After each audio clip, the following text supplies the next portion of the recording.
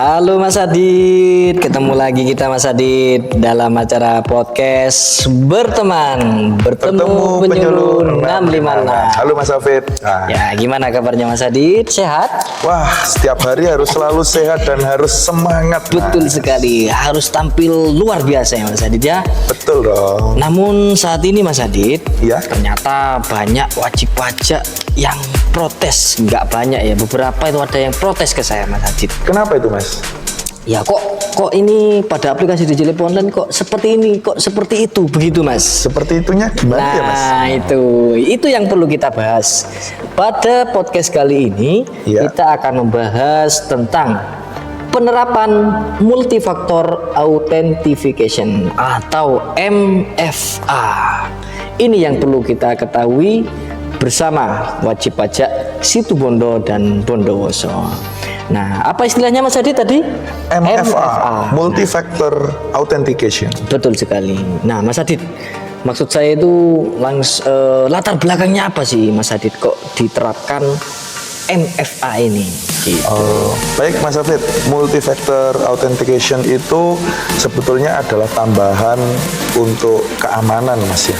Nah, mungkin beberapa kawan pajak kemarin itu ketika membuka DJP online ada hal yang berbeda Mas. Kok ketika membuka tiba-tiba harus verifikasi bisa lewat email ataupun nomor HP ya Mas ya. Nah, padahal selama ini tidak. Kenapa sih seperti itu? Nah, itu ada tujuannya Mas. Karena ada latar belakang kenapa Direktorat Jenderal Pajak harus menggunakan multi-factor authentication. Yang pertama Mas, Ya. beberapa waktu ke belakang ini banyak sekali Mas oknum-oknum yang melakukan penipuan itu mengatasnamakan Direktorat Jenderal Pajak. Nah, yang menjadi masalah adalah tidak sedikit yang menjadi korban karena percaya bahwa penipu tersebut adalah pegawai Direktorat Jenderal Pajak. Padahal sebetulnya bukan, Mas. Iya. Nah, sehingga wajib pajak tersebut karena percaya akhirnya melakukan apa yang disuruh oleh penipu tersebut sehingga terjadi kerugian secara material Mas. Seperti itu. Oleh karena itu untuk meningkatkan keamanan sebagai awareness juga.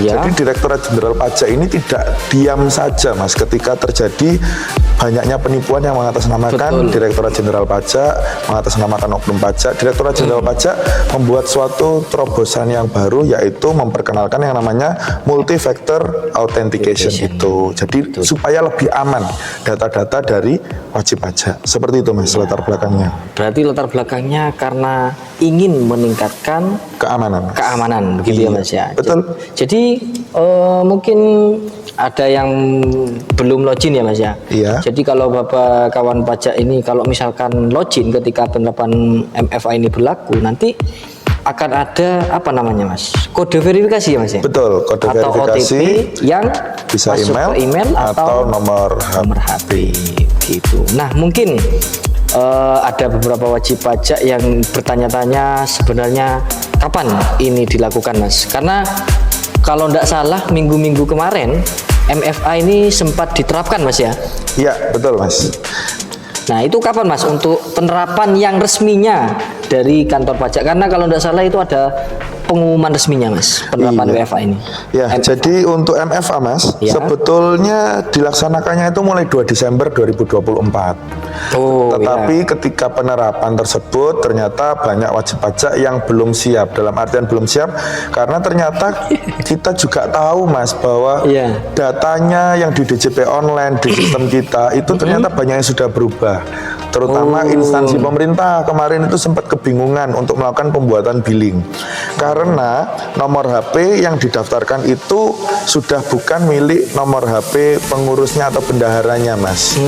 Nah sedangkan untuk alamat emailnya juga banyak yang sudah berubah. Karena nomor HP-nya berubah, alamat emailnya juga berbeda dengan yang saat ini eksis atau digunakan, maka akhirnya tidak bisa membuka DJP online sehingga tidak bisa membuat kode billing. Nah, oleh karena itu, dan ini terjadi tidak hanya di Situbondo ataupun Bondowoso Mas, hampir di seluruh Indonesia itu mengalami hal yang sama. Karena masih mungkin namanya awal Mas ya, masih bingung. Betul. Seperti itu. Oleh karena itu Direktorat Jenderal Pajak memberlakukan yang namanya masa transisi. Iya. Masa transisi itu nanti dilaksanakan sampai 31 Desember 2024. Di mana kalau mungkin saat ini kita membuka DJP online untuk menu MFA itu sudah tidak ada lagi. Bukan berarti nanti kedepannya tidak ada, Mas. Tapi hanya masa transisi. Jadi selama masa transisi ini bagi kawan pajak, baik orang pribadi maupun badan ataupun instansi pemerintah diharapkan melakukan perubahan data, Mas. Apabila memang data yang ada di DJP online tidak sesuai, baik email maupun nomor HP, sehingga pada nantinya wajib pajak dapat membuka DJP online, Mas ya, ketika memang sudah datanya sudah betul. Ketika MFA ini nanti juga sudah betul-betul 100% dipergunakan. Ya, jadi begitu kawan pajak. Jadi sebenarnya MFA ini dimulai diterapkannya harusnya 2 Desember. Harusnya mulai 2 Desember, Mas. Cuman betul. karena kayaknya banyak wajib pajak yang tidak siap, masih ada perpanjangan masa transisi sampai 31 Desember. Ayo kawan pajak, dalam masa transisi ini masih ada waktu sekitar satu 2 mingguan ya, Mas ya. Sejak podcast ini dibuat sekitar 2 mingguan. 2 mingguan. Ya, Jadi masih ada waktu untuk mengupdate data, nomor HP dan email.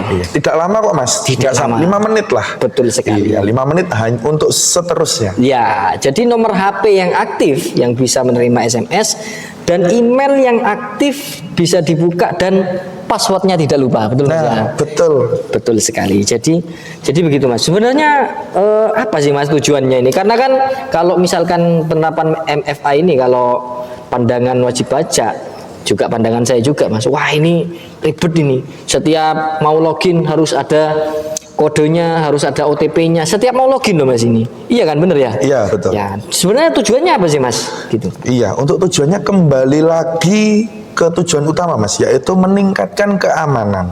Nah, ini saya contohkan saja Mas ya. Saya contohkan ketika Mas Hafid mungkin naik mobil dari situ Bondo ke Surabaya. Nah, kalau naik mobil itu kan sebetulnya enak ketika buka pintu mobil kan langsung duduk ya Mas ya. Iya. Nah, tapi untuk meningkatkan keamanan apa yang harus dilakukan Mas? Apa ya? Harus memakai sabuk pengaman Mas ya. Betul. Padahal kan itu lebih ribet Mas ya. Tetapi balik lagi untuk keamanan memang harus dilakukan Mas. Nah, terutama nanti untuk keamanannya ini keamanan data. Apalagi seandainya nanti banyak data yang bocor, karena mungkin beberapa hari kebelakangan ini kita seringkali mendengar untuk kebocoran data Mas ya. Nah, dan DJP tidak mau hanya tinggal diam saja kalau amit-amit Mas terjadi kebocoran data. Kita sebagai institusi, salah satu institusi di Indonesia, ingin sekali melindungi data wajib pajak. Betul seperti sekali. itu. Jadi memang seperti itu ya Mas ya. Betul. Kita dilema sebenarnya Mas, mengurangi kenyamanan tapi meningkatkan keamanan gitu. Karena tidak bisa pengen nyaman tapi datanya pengen aman. Nah, itu harus salah satu kita korbankan ya. Mungkin jadi belum terbiasa saja. Betul sekali. Nah, karena dampaknya bagi WP itu harus ada OTP yang masuk ke email atau nomor HP gitu. Mungkin lanjut Mas ke selanjutnya, apa ya Mas sebenarnya hal-hal yang perlu diperhatikan Mas? Nah, sehubungan dengan maraknya penipuan Mas, yang mengatasnamakan oknum DJP ya Mas ya. Bukan oknumnya, tapi sebetulnya orang lain yang bukan pegawai pajak menyamar sebagai pegawai pajak, mengatasnamakan DJP. Betul. Itu sebetulnya Mas, dari DJP itu tidak pernah menghubungi wajib pajak dengan nomor yang tidak terverifikasi dan disuruh untuk melampirkan atau menggunakan file APK Mas. Atau mungkin mengunduh aplikasi apapun. Karena saya sendiri sebagai pegawai pajak juga pernah Mas ternyata dapat WA yang mengatasnamakan pegawai pajak, dan di situ saya disuruh untuk mengunduh surat tagihan pajak Mas, padahal itu bukan PDF namun bentuknya APK, dimana kalau sebetulnya saat itu saya klik mungkin data saya akan tersedot Mas. Bisa dicuri. Tidak hanya itu, mungkin juga data perbankan saya, mungkin saldo saya di bank juga mungkin hilang Mas. Bahaya itu Mas. Iya, karena penipu tersebut bisa mengetahui semua data saya. Iya, istilahnya apa Mas itu? Phishing ya Mas ya? Phishing, betul sekali Mas. Nah, jadi begitu kawan pajak, perlu diperhatikan ada nomor baru tidak dikenal, terus kemudian mengirim PDF, APK, langsung blokir Mas ya. Ya pertama harus curiga dulu. Harus Mas. curiga ya. Siapa tahu ternyata memang betul. Nah ini Mas yang kadang juga dilema. Kadang juga pegawai Takutnya. pajak AR kita Takutnya sebagai memang petugas beneran ya. Betul. Kadang juga menghubungi wajib pajak. Nah Ya, cuman ya tadi Mas ya perlu kita curigai dulu, kita konfirmasi dulu, tanyakan ke nomor resmi kantor kita yang verified ya Mas ya. betul. Yang perlu diperhatikan kalau seandainya mungkin wajib pajak dihubungi untuk disuruh lapor SPT tahunan karena belum lapor, mungkin itu asli Mas, mungkin ya.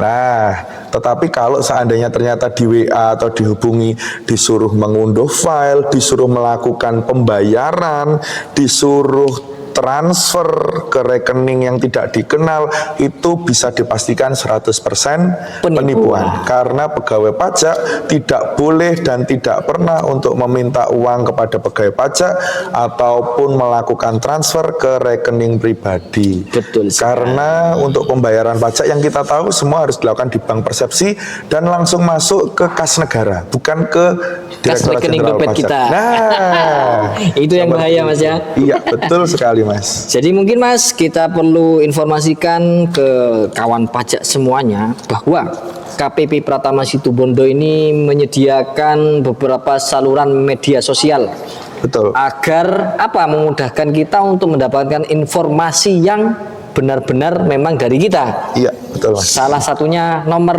WA Mas ya, yang verified dari kami. Berapa Mas nomor WA KPP Situbondo? Nah, jadi untuk nomor WA itu ada dua Mas. Pertama ada nomor WA dari Direktorat Jenderal Pajak kantor pusat kita. Oh, kantor pusat. Nah, Ya. itu nomornya di 0822 3000 9880. Oke. Mungkin kalau ada mendapat WA dari nomor tersebut itu bisa dipastikan dari kantor pusat Direktorat Jenderal Pajak. Betul. Nah, tapi KPP Pratama Situbondo juga memiliki nomor sendiri Mas. Dan Nomor itu khusus kita ya. sudah terverifikasi, ada centang hijaunya ya Mas ya. Centang biru. Oh ya, biru. Centang hijau ya Mas ya. Ya, pokok bercentang Mas ya. Iya, iya, Itu iya. di 0811 3641 666. Kalau memang di WA oleh nomor tersebut, itu dapat kami pastikan bahwa nomor tersebut resmi dari KPP Pratama Situbondo.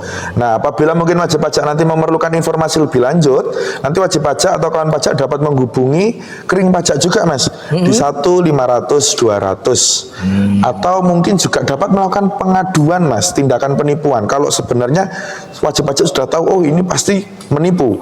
Nah, itu nanti bisa dilaporkan di situsnya Kementerian Komunikasi dan Digital, Komdigi Mas ya. Ya, betul. Nah, dengan laman https aduannomor.id Mas.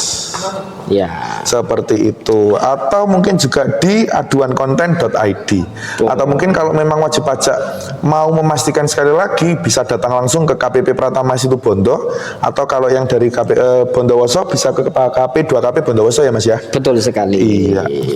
Jadi begitu ya kawan pajak, jangan sampai kawan pajak ini menjadi korban penipuan karena kurang informasi. Kemudian betul. untuk media sosial selanjutnya, untuk penyaluran informasi perpajakan terbaru Mas ya, kita juga ada medsos Instagram dan TikTok di @pajaksitubondo dan YouTube kita adalah official KPP Pratama Situbondo. Mungkin terkait materi MFA cukup sampai di sini Mas Adi. Ya. Kalau misalkan ada wajib pajak butuh informasi lebih lanjut, dapat menghubungi medsos atau nomor WA kami yang sudah disebutkan tadi. Untuk selanjutnya saya Hafid dan ini rekan saya Mas Adit. Iya, Mas Hafid. Kita cukup sampai di sini Mas ya. Oh, sudah kita cukup? lanjut ya, kita lanjut ke podcast Ya, berikutnya. kita bertemu di podcast-podcast selanjutnya dengan tema yang lain yang lebih menarik. Betul sekali. Mari kita tutup podcast berteman ini dengan sebuah jargon. Bertemu penyuluh 656. Sampai jumpa. Assalamualaikum warahmatullahi wabarakatuh.